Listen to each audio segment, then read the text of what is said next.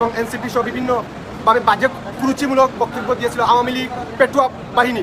আমরা আলটিমেটাম দিচ্ছি, এই সন্ত্রাসী লীগ, ছাত্রলীগ, যুবলীগ, স্বেচ্ছাসেবক লীগ নিউ ইয়র্কের যেখানে পাবো ওদেরকে আমরা 26 তারিখ দাঁত ভাঙ্গা এদের 20 দাঁত ভেঙে দিতে পারবো ইনশাল্লাহ। আর ছাত্রলীগের যত হেমলেট বাহিনী আছেন আপনারা একটু সাবধান হয়ে থাকেন।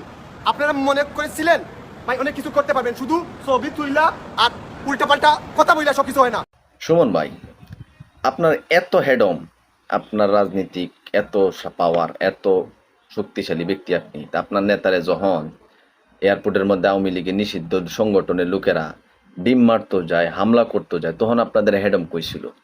তখন আপনারা কেন তাকে প্রোটোকল দেওয়ার জন্য সামনে গেলেন? আপনি তো আছেন ওই জায়গায়, আপনার নেতাকর্মীর তো অসংখ্য নেতাকর্মী আছে, তখন কেন গেলেন? তখন তো আপনার ওই জামাত শিবিরের পোলাপান ছাড়া আপনাদের বাঁচার কোনো উপায় ছিল না। জামাত শিবিরের পোলাপান বাস পাখির মতো সামনে গিয়া বলতেছে যে ফখরুল সাহেব আপনি আপনাদের সাথে আছি, আমরা জামাত শিবিরের লোক আপনাদের সাথে আছি।